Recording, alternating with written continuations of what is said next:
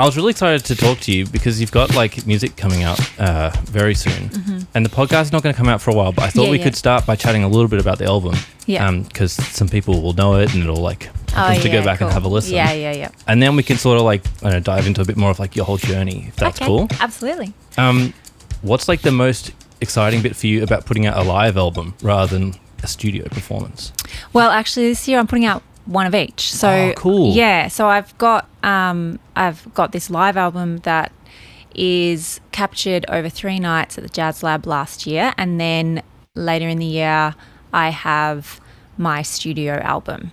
Awesome. So, and the idea of releasing 2 was, one, because I've always wanted to do a live album, but also because it's not going to be available on streaming platforms. So it encourages people to either buy it digitally or as a CD. I've made it on a CD. Oh, cool. I think that CD is having a revival. And then it means that I can generate more income, which will help me to press my album, my studio album, to vinyl. So, it's kind of like a fundraising exercise, as well as finally putting out a live album, which I've always wanted to do, because, a lot of people have said when they've seen me play that it's different to the studio recording, and that's true by nature of it. The funny thing is, though, that my studio album that I'm putting out this year, I wanted to kind of try to capture the raw essence of a live performance. So all of the songs on that album are captured in my home studio live, and then limited amounts of overdubs after the fact. So actually I've kind of got 2 live albums-ish. Yeah. Wow. I suppose I guess that's like, it's part of the way that you make music, is that it's intrinsic to you making all these different layers and sounds. So like, I guess it makes sense that that's what your studio is like as well. Yeah. And I think I have a very different energy when I am looping. So I loop a lot when I'm performing live, and it's all done live. There's no pre-recorded music and no backing tracks, and that's a limitation that I've put on my performance practice, that I love that risk and danger. And so I thought, well, in order to capture that energy on a recording, I'll go for the same thing, because in the past I've used Ableton to create loops and then overdub them and done it all more traditionally rather than perform it live. But we had my drummer Justin Olsen and I in the same room recording the beds of those tracks with me looping, which I haven't really done much before in terms of putting it onto a studio album. That's especially interesting, like doing the loop but not just as a soloist but with drums as well. Yeah, and Justin's an amazing, I don't know if you know Justin, but he's an incredible drummer, and he's worked really hard with me to be able to have the right sounds and volumes in his headphones. So my loop station, it can send outs from multiple loops, and there's a lot of audio routing that can be done within it that's really practical and useful. And then from his end, he has a mixer, and he can then take loops in and out depending on which loop is the best one to latch onto, because there's no click track, it's all just whatever my timing is. So if I've laid down a couple of loops and some of them are really unhelpful for him, he can just drown me out. And wow. Yeah, so it is a really challenging thing performing with a looping artist as a drummer, because usually they're the timekeepers, but in this instance I am. And if I have a shonky loop, then that is what's happening. How awesome though that you've like built up that relationship musically to be able to record and perform that way. I think so. I feel really lucky, because it could have just been, this is too hard, or I can't, what am I supposed to do with this? I can't play along to something that isn't a click track and it's a bit all over the shop or whatever. I mean, I do spend a lot of time practicing with a metronome, so I hope that my timing's not that bad. But I just think I'm really lucky that Justin was always like, great, how can we make this better for me? And I need this, so I'm going to go out and have a little research. Like, he just put a lot of energy and time into making it work for him, and I really, really valued that. How much do you enjoy like the technological side of like the manipulations and loops and sound effects versus like the extended techniques and stuff that you work on, like I suppose like more practically with the violin? That's a good question. I don't know if I have a preference, and often they work in tandem, because one of my approaches to using electronic effects is that I don't want to just use it as a gimmick or because it's there. So often my first kind of approach to using it would be that I really try to understand what the effect does as a phenomenon. So take delay, the phenomenon that it's reproducing is echo, and that makes a sound makes the listener hear the sound as being in a different space to what it might be in. So I will have a go using extended techniques to mimic delay without the pedal, so that I can first understand what it is that it's doing and what it sounds like, and then maybe pop it in to some compositions of mine or songs, like just doing extended technique versions of it, which would be a gradually decaying volume essentially. And then I will get the effect and pop it in. So then I often come to using it in a live situation, and I'm not overusing it or just putting it on for the sake of putting it on. Yeah, sure. So that kind of means that it works together, and then often I will do the extended technique with the effect as well. So it changes, the effect changes how I might play. Right.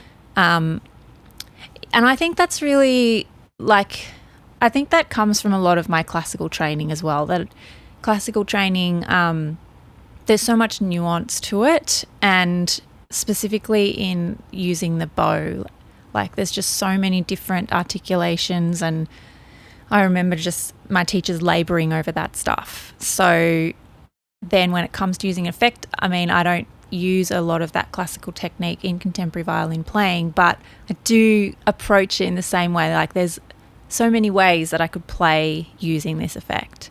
So yeah, I think they're both connected. Yeah, cool. Yeah. Can we go back to like your origins and like how you first got started with the violin? Yeah, I started when I was about 6 or 7. I was at primary school and I saw some other students learning the violin, and I remember going to Mum, I want to learn the violin. My family, they're not musical, so I think I even saw this when I was like in prep, so I would have been like 4, and my mum was like, I think you just are wanting to do what the other kids are doing. We'll just forget about that because I don't know what this world is. And I just left it, but I just kept coming back to it. I was like, I want to learn violin. I want to learn violin. And then finally, Mum was like, okay. But I started learning the Suzuki method. Have you heard of this method of teaching? Yeah, but could you explain just very briefly for some of the listeners? Yeah, sure. So there's different methods that maybe a beginner student might start learning. And the thing about the Suzuki method that was quite cool is that they would start teaching you by ear. So rather than reading music straight away, the teacher would demo things and then you would repeat it and use your ear to find your way through a piece. And that had pros and cons, right? So the pros were that I developed a good ear, and the cons were that when I wanted to go and join an orchestra, I couldn't read the music.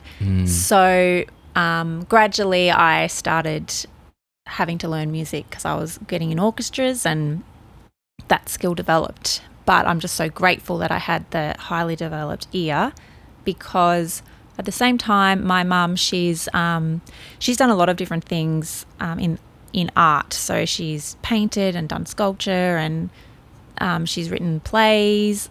She's just a very creative person, and she often thinks outside the box. She's quite conceptual. So when I was learning violin, instead of just saying, okay, we're just going to stick with this classical thing, she would take me to see other violinists doing other styles of music. Oh, wow.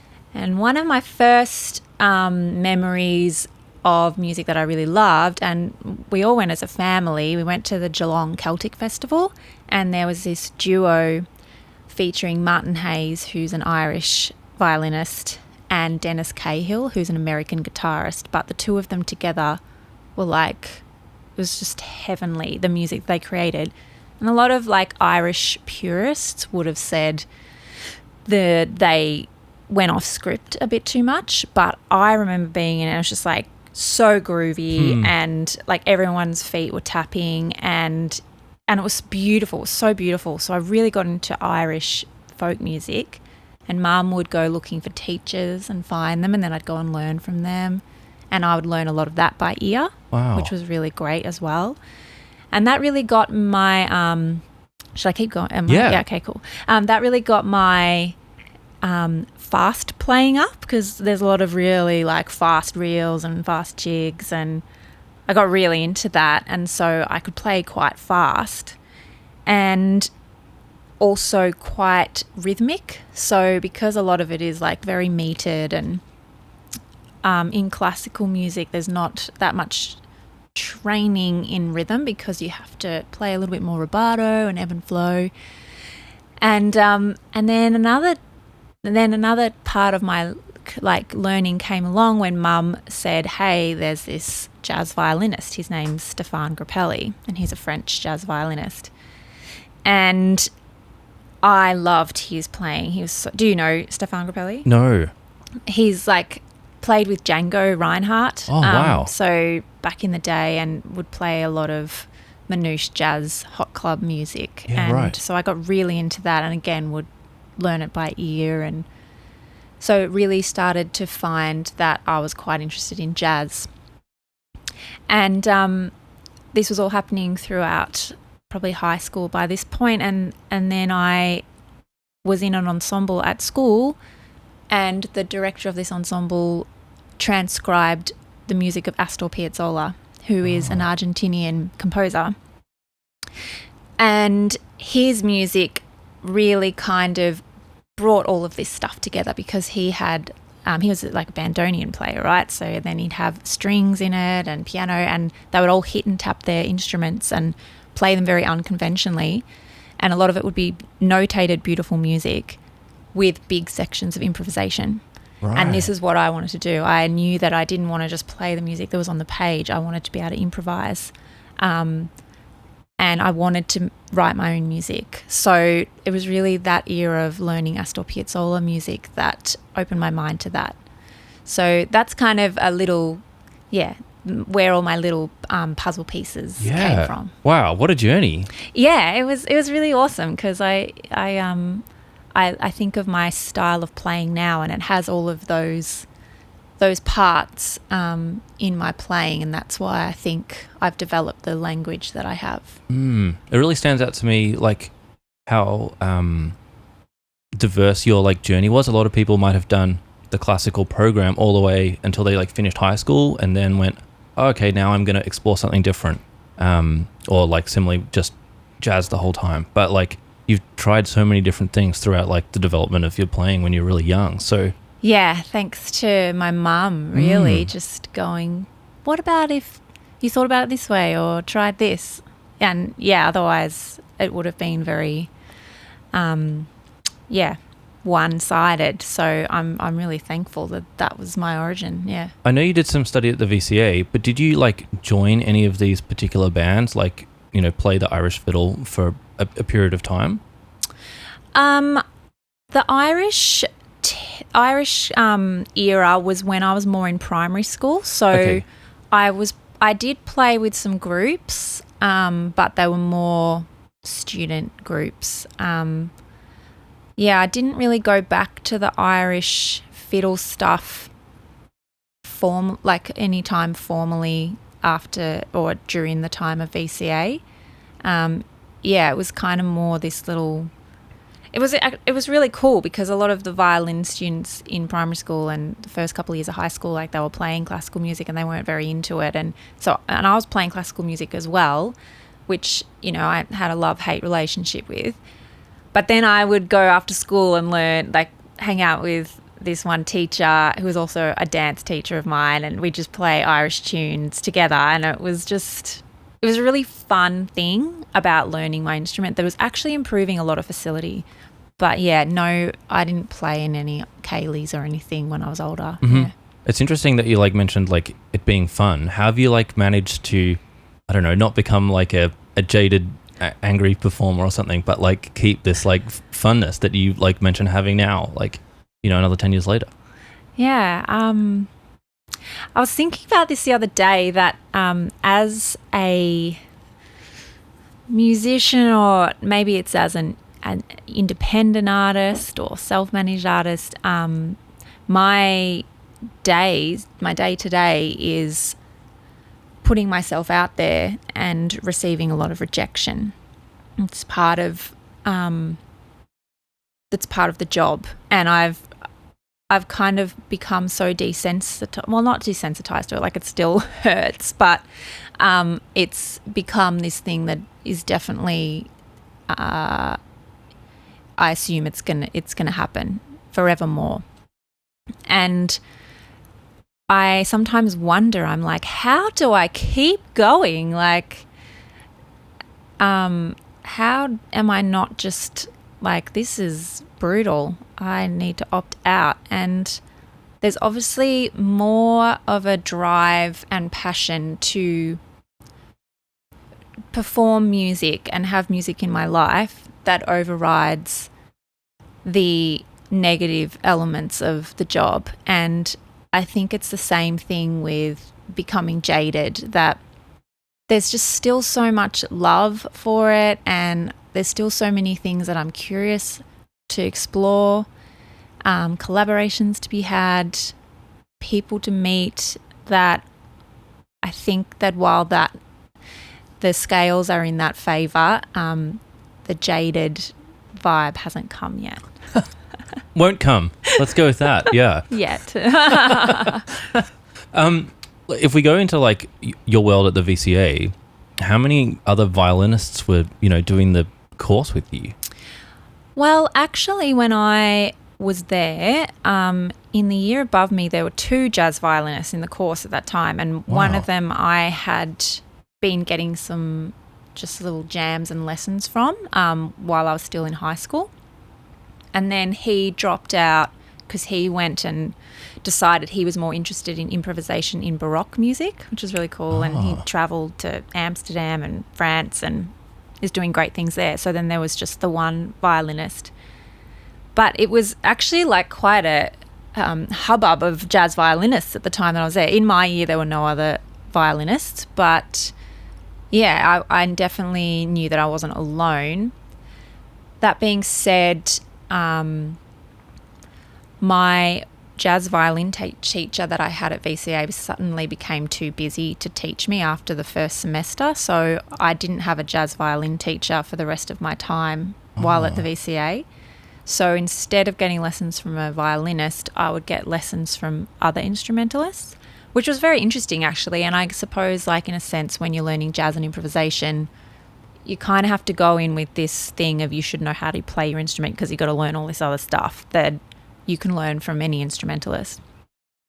But it would have been great to have someone to show me a little bit more, or help me with some of the things that I had to find out by trial and error, and it just took a long time, like just how to amplify my instrument, which amps to use, using technology, playing loud enough like so that I could be heard. All of these things I had to find out for myself.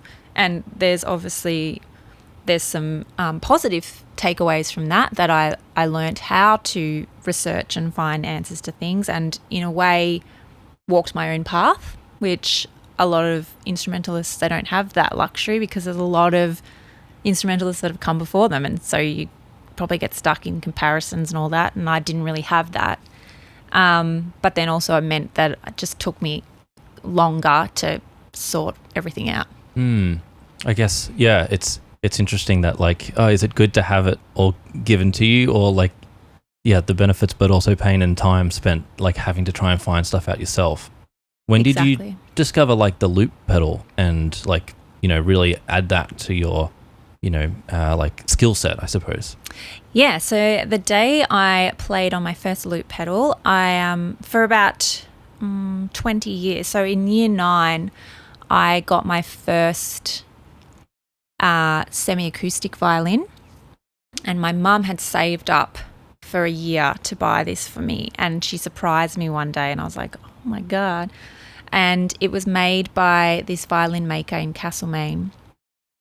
His name's Paul Davies, and that was the thing that solved a lot of my problems with feedback. So I still hadn't worked out amps and stuff, and that took ages. But with a pickup on an acoustic violin, there's just always feedback when I was playing, because I was wanting to play in the jazz bands and the stage bands and other little bands, and the pickup just could never go loud enough. And so I got this semi-acoustic violin. And anyway, I remember probably in my first year of uni, I used to just go down to Castlemaine and get Paul to check, like, do a little setup of my violin every now and again, make sure it was fine. And this one day he was like, Xani, you should have a go on this loop station. It was the Boss RC20. Mm-hmm. And I was like, oh, I don't know how to use it. And he's like, just have a go. And like, this was the first time someone had really shown me any bit of gear. Like, I was just going to music shops, buying pedals, and then making all sorts of mistakes at this point. And I was like, it was really frustrating. And so, like, for an hour, I plugged my violin in and I just started using it. And I was like, this is so fun. This was great, because not only was it like a little composition tool, but up until this point, like, I'd really struggled with finding my spot in the jazz ensembles, because the violin is just a much smaller and thinner tone than a saxophone or a trumpet, and it can't really compete with electric guitars. So in these jazz ensembles, I would find that I would have to really dig in to make any ideas stick, and I didn't like that sound. I didn't want to do that sound. And so I was just really struggling with how to explore my language of improvisation and put all these things into practice in an ensemble setting where I could be free to do that. And suddenly the loop station, like, just having strings, because strings go well with strings, right? There's a very long history of it. And I could make like these little orchestral little scores and play over them. And yeah, it was very liberating. So that was probably my first year of uni. And then I would just kind of muck around with it myself. And it was actually when one of my friends who I was in uni with, Xani Kolac, a drummer, him and I were really good friends, and we wanted to play together, but we were like, violin and drums, what? And then I was like, well, I've got this loop station, like, maybe we could jam with that. And that was the beginning of my love for a drum and violin duo. Wow. That's it. Like, yeah, a really interesting mix. Like, yeah, violin and drums. What, like, I don't know, was the first thing that you guys played together to, like, you know, make music? It was a piece that I then called Tribe of the Dead. I remember it. And it started off with this little pizzicato riff that was like boom, dum, bum, dum, bum, boom, bum, bum, dum, bum. And then Manny would just play over that. And that's all it was. And then I would overdub. And like the RC20 back then, it was quite rudimentary. So if you recorded an overdub, and one of the only kind of arrangement tools that I had at my disposal was on, off, or undo, redo. But the undo, redo function, it took like a couple of seconds. So you had to know how to time the undo so that everything would come off on beat one and redo. So it really taught me how to use the pedal with finesse. Mm-hmm. And a lot of pedals now, they're like instant, but it's good that I had that training, like, to learn those real nuanced skills. So yeah, we just used to make little instrumental songs together, and by chance we ended up getting this gig at Bennett's Lane Jazz Club. It's not there anymore, but it was this club in the city, and we needed to play a gig, and we had decided to call ourselves the Twocks, and we improvised this set, and they recorded it. Like, it was recorded, and we'd improvise all this stuff, and we'd play Tribe of the Dead and a few other little pieces, and some that Manny had notated that I had to play, and we'd play, hits together with a melody that he had written.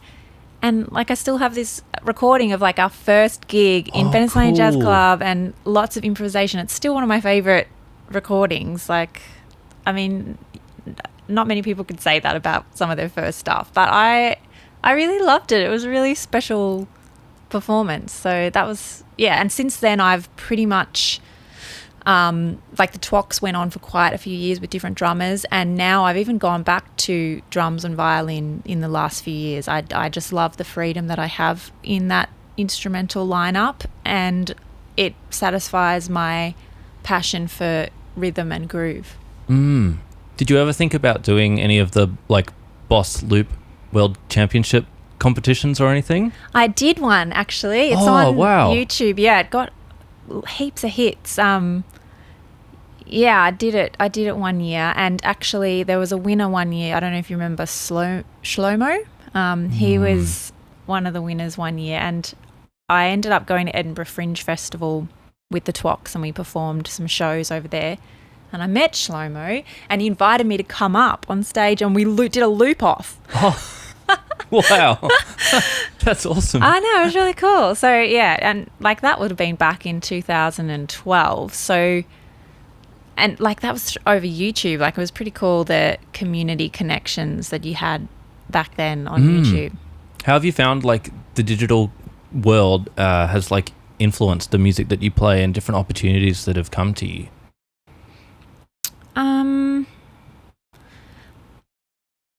I don't know if it's necessarily influenced the music that I play. Like, I tend to be influenced by still listening to other music, and then when I discover something else and it sparks, it inspires me in some way. But I have found that technology, I quite like using technology in different ways, and especially over lockdowns, I started live streaming on Twitch, and that really saved my financial situation and also my mental health through that time. And it was a great opportunity to connect with my audience globally as well. So things like that I found to be quite amazing, how artists use them, and when you go deep diving, like, just it's quite a steep learning curve, and obviously I had months and months to work it out. I had to buy cameras and learn so much. It was so much, and lots of very frustrated YouTube tutorial rabbit holes. But yeah, I've enjoyed it, and, like, now we're moving into the era of AI and wondering what's going to happen there. I've only really used ChatGPT at the moment for things, but nothing really creative. I find it pretty uninspiring creatively. But I haven't really fiddled around with, like, Dreamlab or the video one. I can't remember what it's called, Red Bike or Red Sky or something. Yeah, I can't remember either, but it's putting out, like, pretty cool video things that you just, like, can't tell aren't real, and it's confusing. I don't know how to feel about it. Like, I think I've been following this stuff with Spotify and AI, and there's like a huge percentage of Spotify artists are AI now. And that makes me sad. But I was listening to this, it was actually, what was it? I can't remember, but not my idea. I'll just preface it that I heard this from someone else, but they were just talking about we're in this state of disconnect in the world. And I feel that with music too, that back in the day, maybe people would share music with one another, but listening to music has become quite a solitary kind of thing. And music has this great power to help us find meaning in the world and process emotions, but a lot of that happens when you connect with someone over it. So if you're not having that chance to do that, I think the power of music gets lost a bit, and so it becomes this thing that's just a background noise, and AI can do that, and that's what people are going to music for. They need some sort of mood on in the background.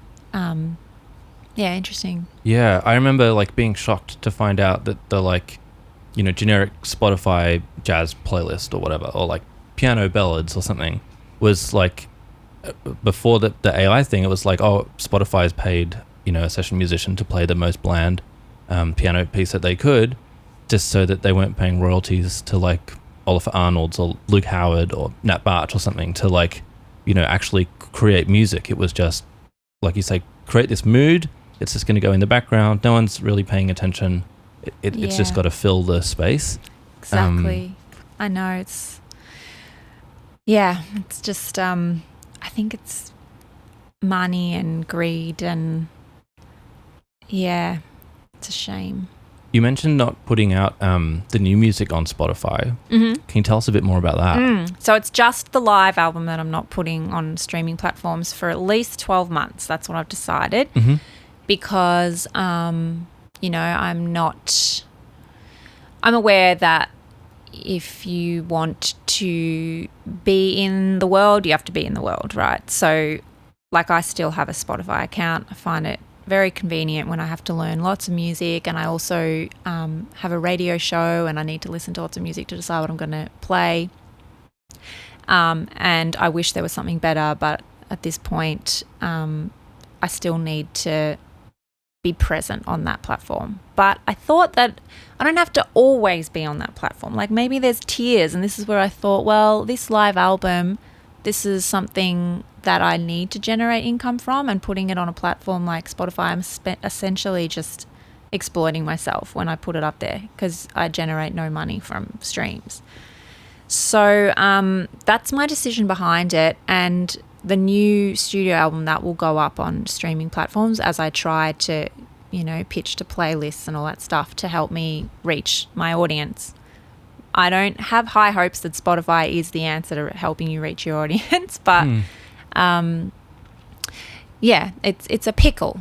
But I think I'm kind of I'm not being black or white about it. I feel like this is me trying different things, and that's something that has always informed my music making and practice and business practice, is try something, innovate on it, like experiment, see what sticks. Yeah, I think it's awesome. One of the earlier guests we had on, Aaron Shembry, like singer-songwriter, was saying for his next album he's going to release it hard copy only for 12 months and then put it out onto like streaming platforms as sort of his experiment for like, what am I doing with the same way that you say, like, I'm not getting the money from streaming, so maybe if it's exclusively in this format for the period of a year, would an audience be like more engaged or incentivized to you know, support him in that way, but not, you know, completely disconnect and say, oh, like, I'm not available online?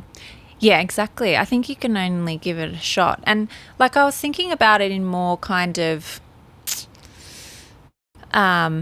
the why of it, generic terms, like Spotify, even gigs, like these are all forms of marketing in a way for an artist. And artists traditionally, they don't market themselves because they're not a product, like they're art. And now we're kind of in this world where, well, artists are content creators and they're products and they're brands and all this stuff. So then you start thinking, okay, Spotify is a marketing tool in a way. It's not an income generator, perhaps, is a way to look at it.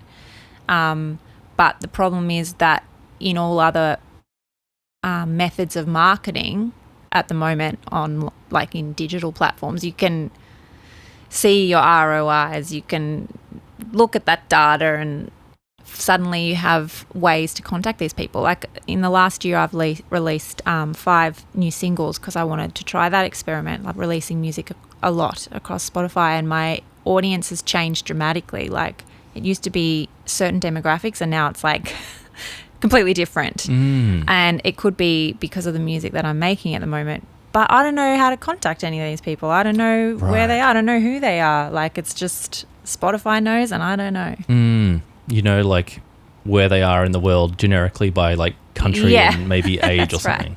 Right. That's right, age and country. That narrows it down. Yeah. What's the like new demographic of people engaging with the singles? I've just had I reckon it's now 75% of my audience are male gender. Okay. And it used to be a bit more like just a few more men, then like women, and then non-binary other. But now it is like a lot of men are listening to my music. And the new music is inspired by krautrock. So okay. I feel like that makes sense. And I'm always like, why don't women want to listen to krautrock? But yeah. What is krautrock for those of us that don't know? Okay, sure. Sorry. So no, absolutely. It's so back in the day when this term, it was coined by a journalist, I think a UK journalist. It was a bit derogatory at the time. So actually it kind of has a complex history, that term. But in like the late 60s, early 70s, a lot of bands from West Germany and East, like West Berlin, East Berlin, West Germany, were suddenly rising in popularity. And they just went, listen to all these krautrock bands, because it was kind of rock and they were German. Right. So then after, during and after this, the German music journalists would call it kosmisch Musik, which means cosmic music, because bands like Tangerine Dream, they were quite psychedelic, dreamy, experimental, and a kind of common theme of a lot of the bands was combining a love of free jazz. So a lot of the musos were jazz musos with rock, and it had this characteristic motoric beat, which was a repetitive groove essentially. But the funny thing is that it was this term applied to all these bands that sounded wildly different to one another. It wasn't all the same. They had these few commonalities and they played with each other a lot. And it was maybe philosophically speaking, there was lots of drugs, there was lots of communes, there was lots of fractured identity because, Germany had just gone through, the world was Germany needs to lay low, the World War II stuff. And then also it was on its way to the Berlin Wall. So it was a lot of fractured stuff. And a lot of these musos talk about their parents either being Nazis or being Nazi sensitive, and so they were fighting against this and going, I don't want to be this, and a lot of that was in this music. Wow. So I find it a very fascinating genre, and I only discovered it at the end of 2023. I heard Vitamin C by Can and just was like, what is this track? Oh my gosh. And then I went deep diving and just wrote all these songs, and that's what's going to be on this new album. But yeah, it's because it's probably a little bit similar to prog rock and math rock, and it's a stereotypically male-centric genre that I'm in now. Yeah, that must be interesting. It's so interesting, especially to watch that change in a short amount of time with different music. Yeah, well, I think because my last album was called An Inaccurate History of Electronic Dance Music, and it was written while in the lockdowns when dance floors were banned, and it was very optimistic, positive, high-energy EDM-inspired music. And so I probably had more women that loved my music with that. But the track that I loved making the most was the Kraftwerk-inspired track. So I'm a huge fan of Kraftwerk, and they are considered a krautrock band, right? So I kind of ended up taking that journey into this next journey to learn the origins of Kraftwerk, where did it come from? So it's, even though it seems wildly different, I feel like my trajectory, it's still my like sound and my interests, and they haven't really wavered. I still love long form, shreddy violin, rocky instrumental stuff. Yeah. That you can dance to. It's great. What's it like for you when you get to, like perform, like you had a Jazz Lab residency, but then you also get like put on Spicks and Specs, and you get like that, a completely different audience that watches that show, and it's got so much history and stuff. And then, it's sort of like back to a small jazz club. And what's that like, appearing in different scenes like for you? And does it change the way that, you play to connect with different audiences at different times? Yeah. So, so you mean like different genres and different styles, or do you mean like different capacities and? Yeah, I mean like, would you change like the repertoire that you're going to play, or express the same pieces of music but in a slightly different way because all right, well, this one's going to be on television, so I want to show off more of this aspect of the song because it's on camera versus we're in a more intimate setting in a small jazz club, and I want to, do this because it's specific to the audience, or do you just come in and play your music because, it's you and you're just here for all of it? Yeah. Yeah, I feel like I've been thinking a lot about this lately, and you've struck a nerve with it too. So Sorry. I'm glad. I want to talk about it, and you might have some resolutions and like advice, because often I am a big fitterer. So all my life, like that's who my personality is as well. A lot of musicians, like they grow up with lots of stories of being bullied and being outsiders, and I'm no different to that. So I'm lucky that I've had music, because I could do that and be passionate about that when I felt alone. But it happened like all the way through, like even being the only violinist in a class, at uni, and then like wanting to explore styles of music that weren't like super jazz and being kind of outcast in that way. And even in my industry, because I do cross a lot of genres and I do like exploring and growing and evolving. And it makes it really hard for people to put me in a box and understand. And so I spend sometimes going, oh my gosh, I've got to narrow this down. I've got to pick one and I'm going to do this. And then I change everything about what I do and put that out. And then like I go, no, I've done that again. I don't want to do it. I've got to resist. So now I'm going to do my own thing. And then I do my own thing. And then all these like maybe some people come back to me and they're like, yeah, you're doing this. And then the industry doesn't get it. And then I go, oh, I've got to change everything. And I just like ebb and flow with this constant like self-doubt, and then like just wanting to do my own thing. And anyway, I've been thinking about it lately because I have at the moment got a couple of different paths that I can go down. And one thing that I love about live performance is that when you go into a space, it's completely different to the space you performed in the day before. And I love the art of reading a room. So I'll go into a venue and maybe I've got a set list or an idea of what I should play, but I suddenly go in and I'm like, hey, they're really into this.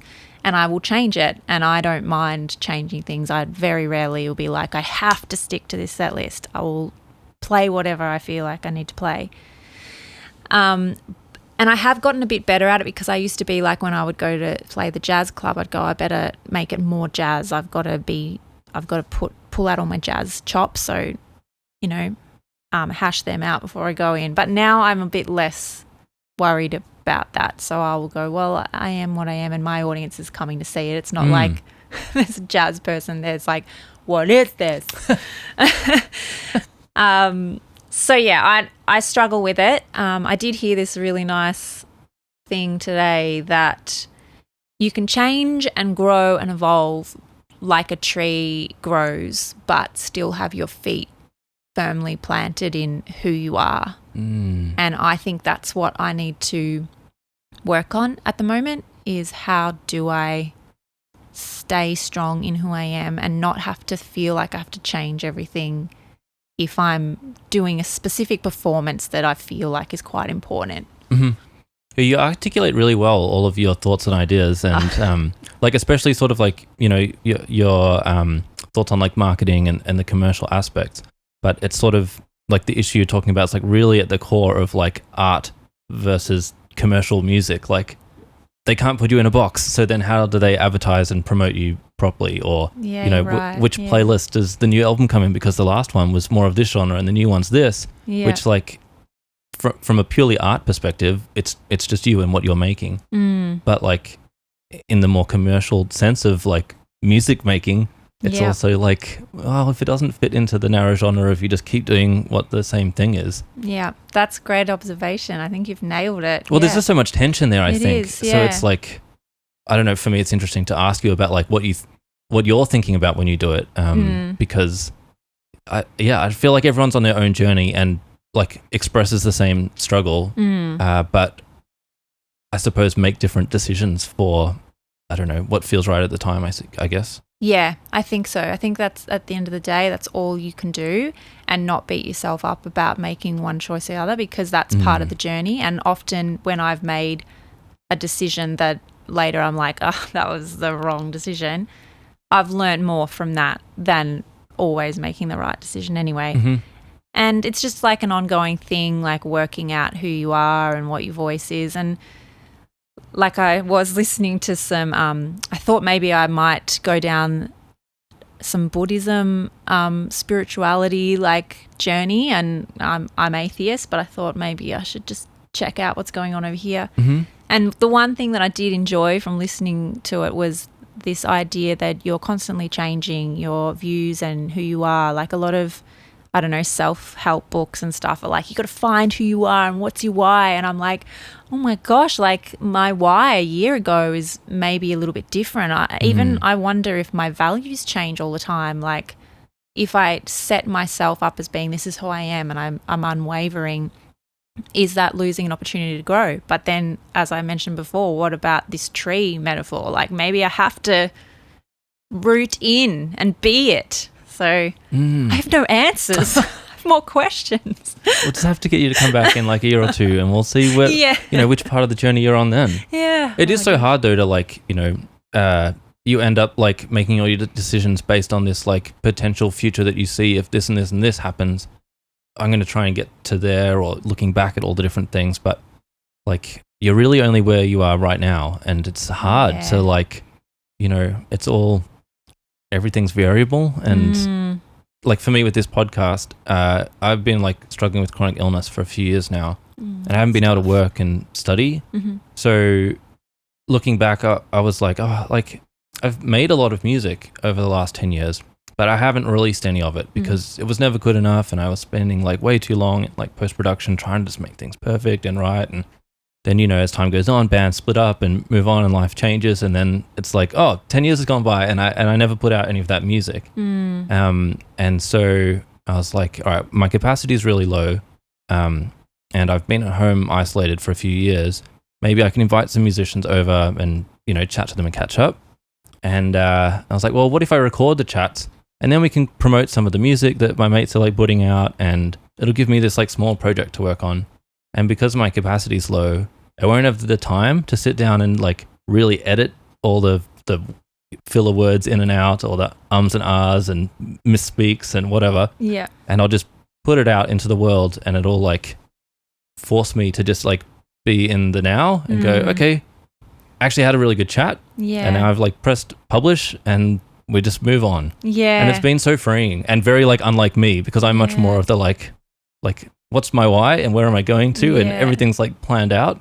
And but like this last year, it's like totally changed things for me to be like, all right, I can just I can be like, all right, well right now I've got the capacity to do X, so let's just try and make the most of where I'm at right now. And then like I can't really plan where it's going to go, which is frustrating me, but I'm also like, actually it's nice because I got to meet you and have this conversation, and that's actually really special and a great way to spend the time. So you're so right. That's a great lesson. See, I knew I was going to learn things even today. Like it's true, because I often say this thing that I have lots of goals. Like I'm very ambitious, and I've had goals like since the beginning, and I haven't achieved most of them.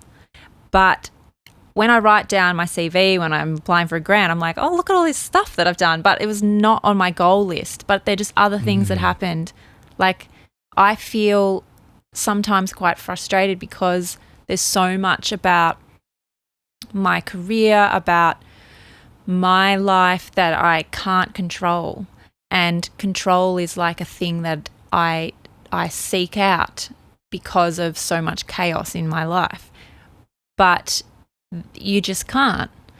And at some point I have to keep reminding myself, like, you have to enjoy what's happening right now. Like, yes, you need to plant seeds for your future, but you're missing out on the stuff that's happening right now that is really enjoyable. And I suffer from like high anxiety, and that is one of the things that stops me from enjoying the present moment, because anxiety is a future thing. It's like worrying about what's happening next.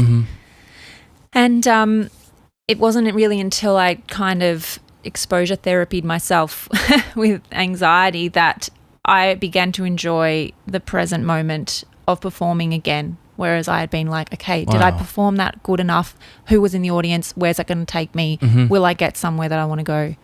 Rather than remembering it's happening now. And thank you for reminding me that, because it's really important. Otherwise, why are we doing this? Yeah. Do you have any like process or ritual that you've found helps you get into like the right headspace for performance, so that, you know, whilst you're playing, you're not suddenly thinking all of these like, that was a wrong note, or am I going to get a record deal because I know the producers come in today, and like, you know, lots of people just like get into their own head because anxiety is like super overwhelming, and then that's so hard when you're performing to not be in the moment, like you say. Yeah, I haven't found a strategy that works every time.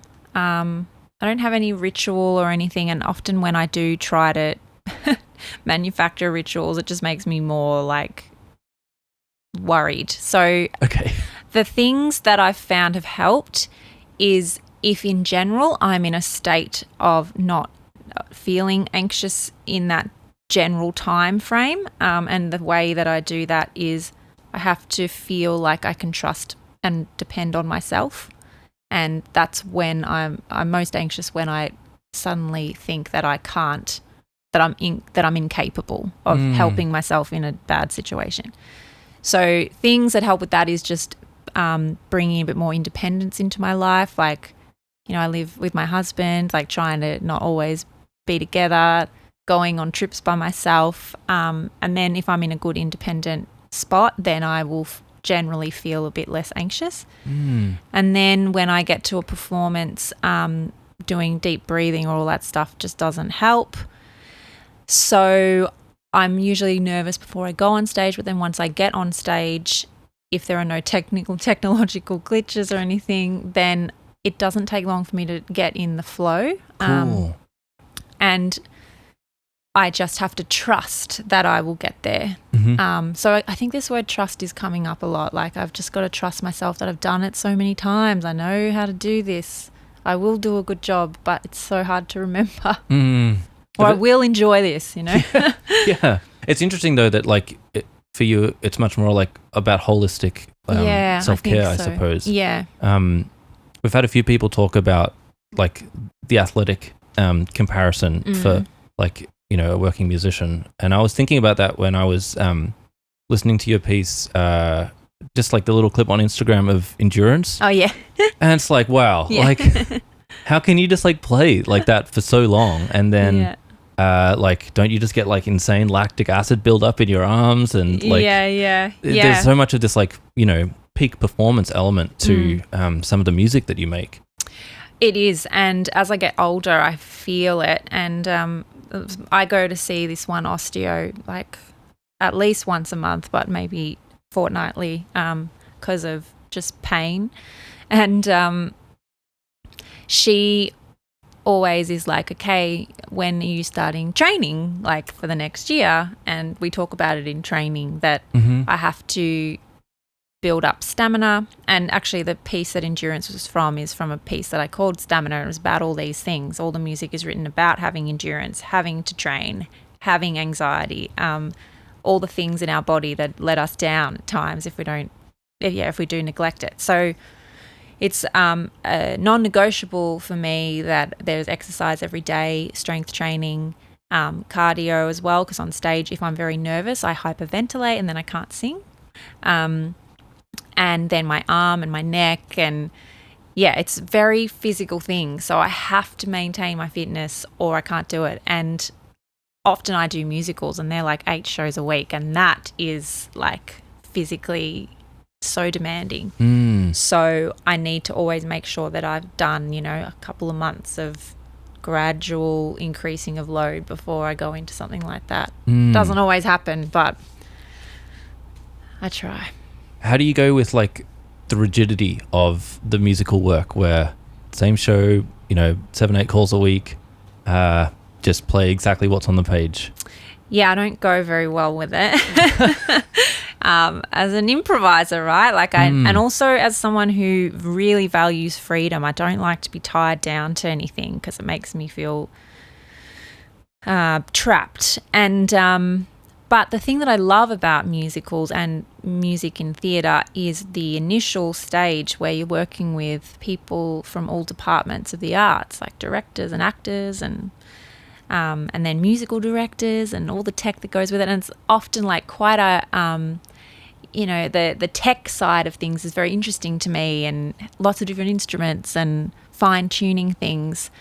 And so that first bit I love, the chats, the discussions, the rehearsals, the techs, and then the first week of performances. And then after that, then it's 8 shows of doing the exact same thing. Do not change anything. And that I really struggle with. But it's a really steady income, and it's a sustainable way of being a musician at times. So if I'm going to do a musical, I choose ones that have some interesting elements to it. Like when I did Come From Away, I had a bit where I was on stage, so there was a performance element every night. Groundhog Day, there was an improv element, and I had to learn guitar, and there was some challenges in it. But yeah, and I try to limit it to just one a year max, because it means that I can't do anything else, essentially. Yeah. We have been doing this segment on the podcast where I get each guest to ask a question of the next guest. Yes. So the previous guest was drummer Kieran Rafferty. Okay. So we were also chatting musicals because he's on Sister Act at the moment. Cool. Great. But similarly to you, was talking about, like it's the same thing, which is a lot. But it's like I get to play different drum fills in a bunch of the different spots. Yeah. So I feel like it's my outlet. Yeah. But none of the other instrumentalists really get to do that. So I guess I'm the lucky one. Yeah. Totally. The question I would like to ask is, if you were to be a fly on the wall for any album recording session that's happened in history, which recording session would it be? Oh, good question.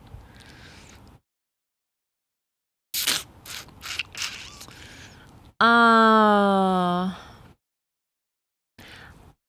think probably Björk's Vespertine.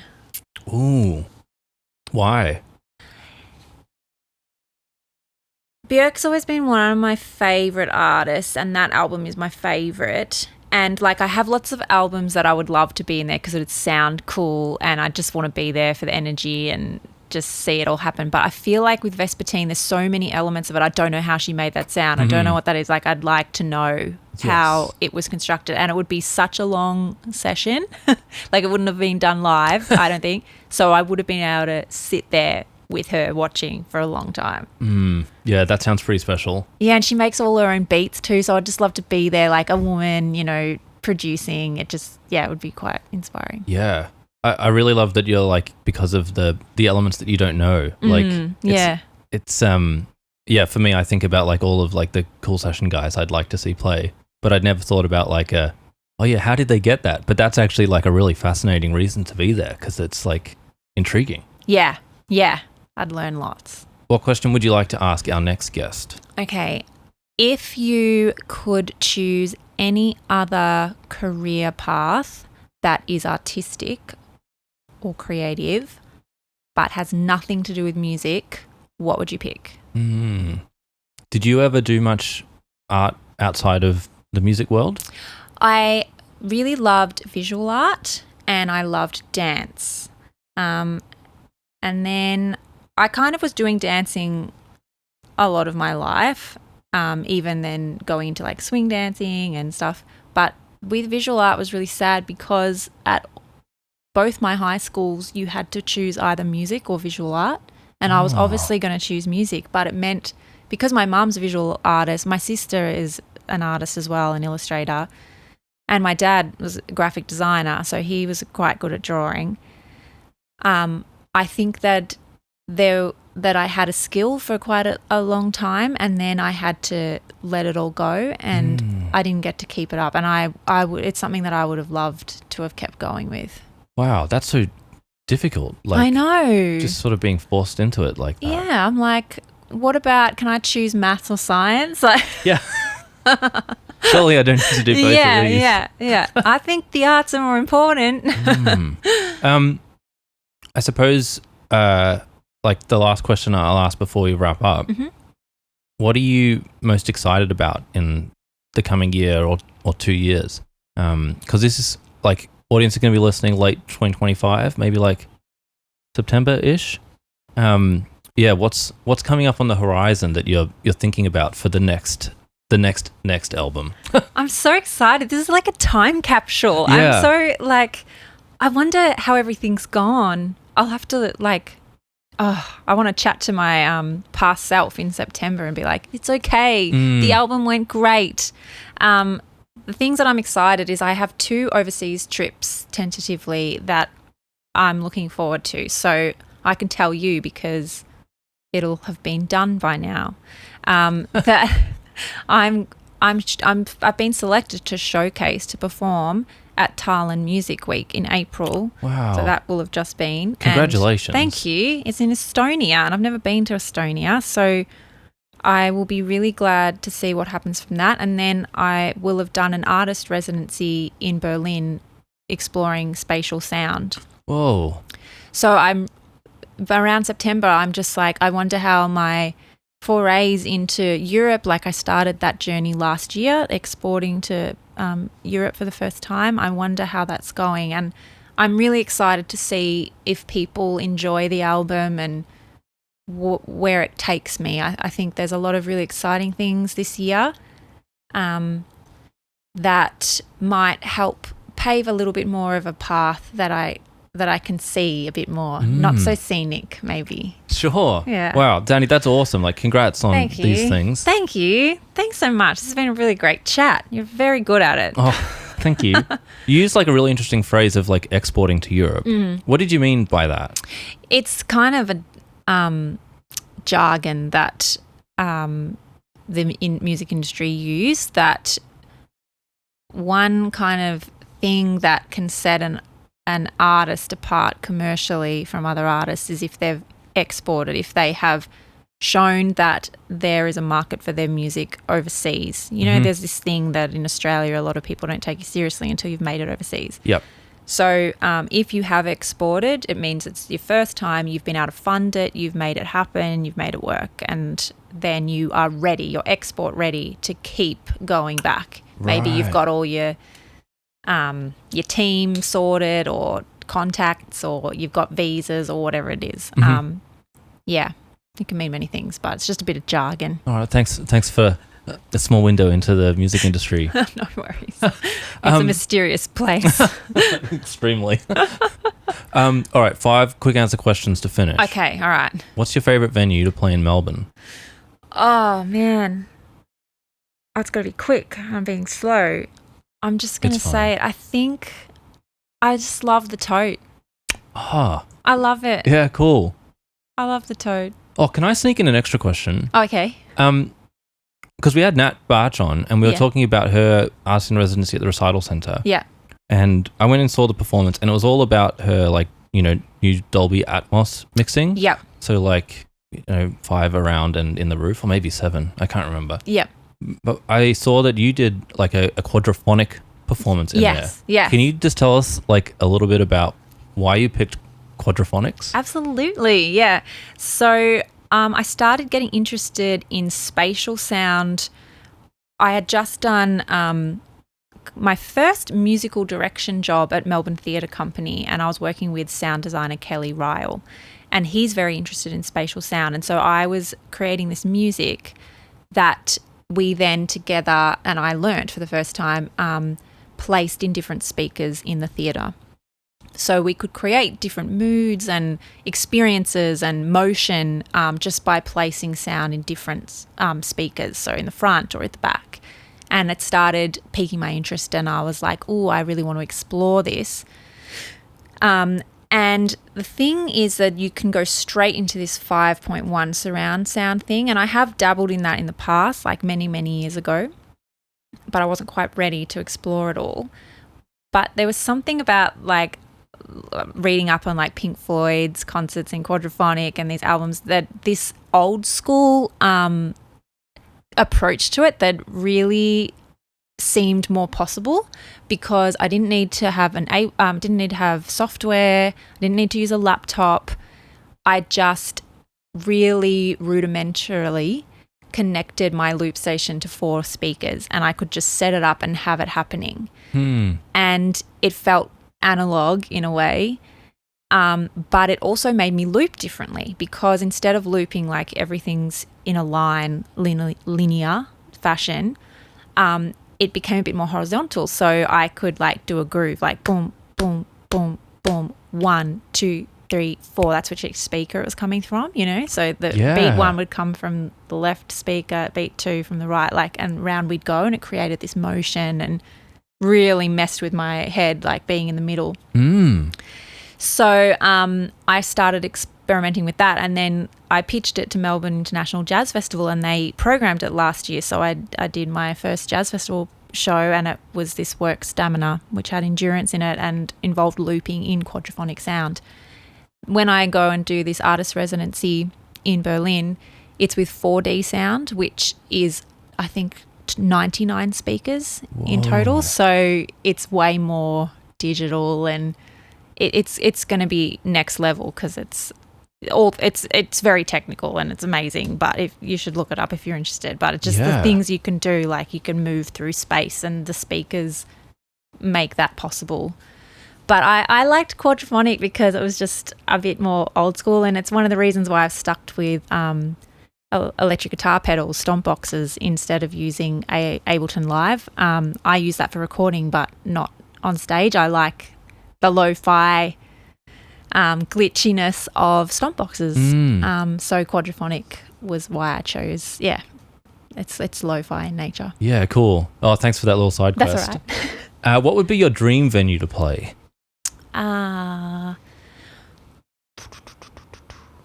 Really want to play Phoenix Central Park, actually, up in Sydney. That looks like an incredible venue. Oh, I don't know that. It's very, it's like usually ballad only performances, but it's an interesting stage setup, and and a philanthropist has kept that space going. Wow. Yeah. I mean, there's probably heaps overseas that I'd love to play, but I like keeping it local too. Yeah, that's really cool. I have to check that one out. Okay. What is your coffee order? I don't like coffee. Me too. Oh, really? Yeah. You just don't like the taste? Yeah. Yeah, same. Like, I love the smell. I don't even like tiramisu because it tastes like coffee. Me neither. Oh, well, there you go. What is your hot beverage order? My favourite is Earl Grey tea, no milk, no sugar. Nice. What is your favourite place to get food after a gig in Melbourne? I like going home and making a cheese platter. Oh. Yeah. That's cool. I like eating out, but it's just too expensive. And I make good stuff that I really, really want. It doesn't cost me that much. And I live near Javasi Food Works. They've got really good cheese. So I've always got good cheese in the fridge. Nice. Some crackers, some grapes. Yeah. That's awesome. Pickles. Final question then. Okay. What is one piece of advice that you would give to your younger self? Oh. Little Xani. I don't know whether to say like maybe you younger Xani, you should be giving advice to me. Like maybe you had it more together or something like this. But I just think it's okay, and it can be lonely out there, but what you're doing is something that maybe is different, and that's why it feels lonely, but it's important because it's important to you. That's lovely. Thank you so much for like sharing so much. This thanks, Luke. Thank you. It's rushed past so quickly, but it's been such a lovely time for me getting to know you, and you hold a really interesting space, I think, in the Australian music scene, and it'll be really exciting to see what happens as these European exportations eventuate. I thought maybe we could end with this time capsule discussion. If you'd like to give a message to yourself in the future. Yeah. Okay. Xani, I think that you need to take a moment and just look back on this year already at what has happened. You have done so much. Take a little rest and like just keep doing you, keep being you, and it's good. You're good. Yay. You're great. Thank you so much, Xani. Thank you. Thanks for having me.